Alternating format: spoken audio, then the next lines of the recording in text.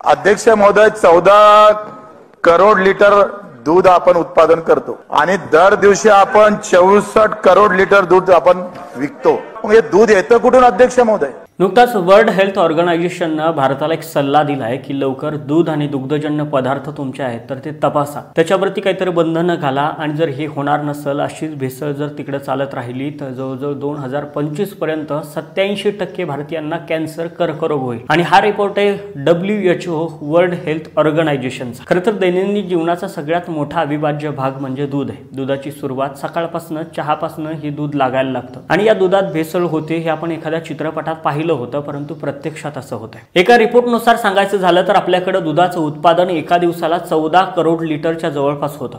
आणि एका दिवसाला आपल्याकडे दुधाचा खप किती होतं माहिती आहे? तर एका दिवसाला दुधाचा खप होतो 64 कोटी लिटर, म्हणजे एवढं दूध भारतीयांना लागतं.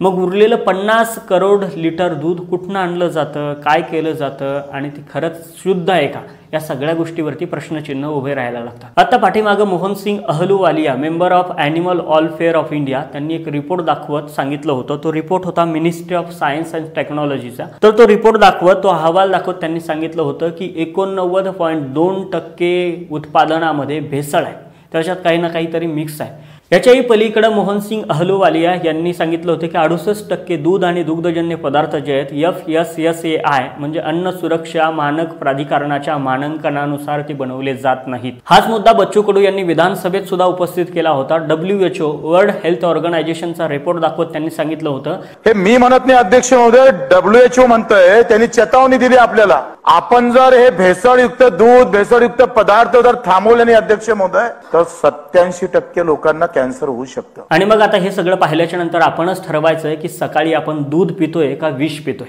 सकाळ सकाळची आपली दुधापासून सुरुवात होते खरी, परंतु या सगळ्या गोष्टीनं भविष्यात याचे काय परिणाम होणार आहेत आम्हाला माहिती नाही. या सगळ्या गोष्टी का व्हायला लागल्या माहिती? एक काळ होता की प्रत्येक शेतकऱ्याच्या दारात कोणतं तरी एखादं जनावर उभं असायचं, परंतु आता जर गावाकडे गेलात तर बोटावर मोजणे एवढी जनावरं शेतकऱ्याच्या दारात उभं असते. काही काही शेतकऱ्यांकडे तर बैल सुद्धा राहिलेले नाहीत, कारण की साहजिकच आहे शेतीला चांगले दिवस नाही, शेतकऱ्याला खरं तर सन्मानाची वागणूक नाही, शेतकऱ्याच्या मालाला भाव नाही.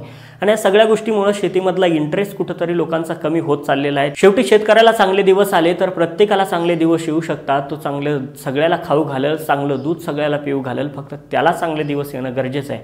आणि म्हणून शेतकऱ्याकडे इथल्या सरकारनं लक्ष देणं गरजेचं आहे, जेणेकरून भविष्यात या सगळ्या गोष्टी होणार नाहीत.